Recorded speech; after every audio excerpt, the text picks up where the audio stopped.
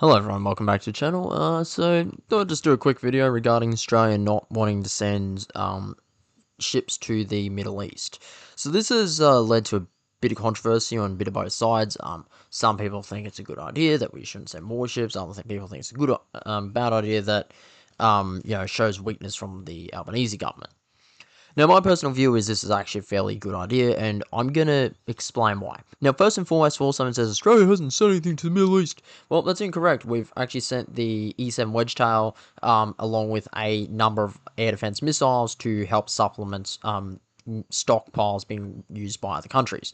Now, first and foremost, E7 is actually quite a big deal. It's electronic warfare and early warning system. Now, what this means is, basically, for those of you that don't know, what it does is it sits down and goes, okay, there are enemies over there, and helps direct and operate with air defense systems, other aircraft, and other platforms.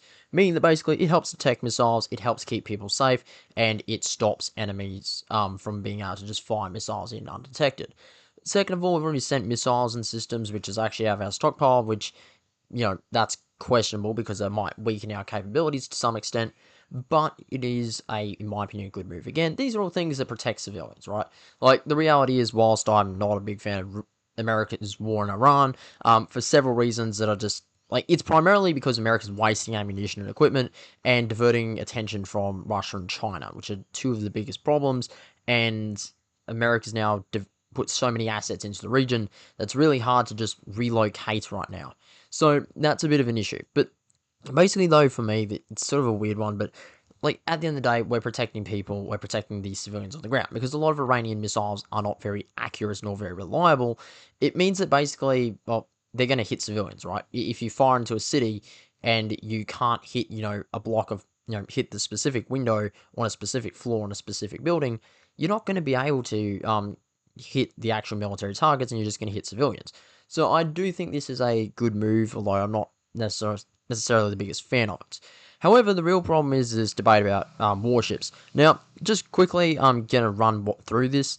Our warships aren't built for this purpose, right? Like, this is the thing. The Anzac class are primarily, which are the mainstay of our fleet. We have about 8 of these, although we have close to about 6 or so in service that are, operationally capable. Now, this is a bit of a problem because these ships are designed for anti-ship warfare as a priority. They're not designed to really have the powerful defense systems that other platforms have, nor the same strike capability. The main point of them is that they're a smaller, cheaper ship that can trade with a bigger ship. So, you might lose Anzac class, but on the other hand, it might have sunk a landing helicopter dock, it might have sunk a couple of destroyers or a cruiser, which is much more expensive and much bigger.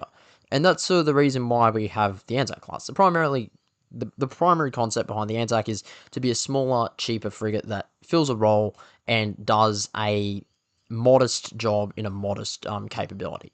Then, of course, we have the Hobart class air warfare destroyers, which are pretty good, but at the same time, it's also really inefficient for this kind of operation. The main reason for this is that it just doesn't really have an air defense system prioritized for dealing with drones. Like, obviously, it can shoot down drones, but it's, meaning you're going to have to waste multi-million-dollar missiles on a $10,000 drone. Now, obviously, it's better with the cruise missiles and other ballistic systems, but a lot of these aren't really being used on warships right now. They're primarily being used on land targets.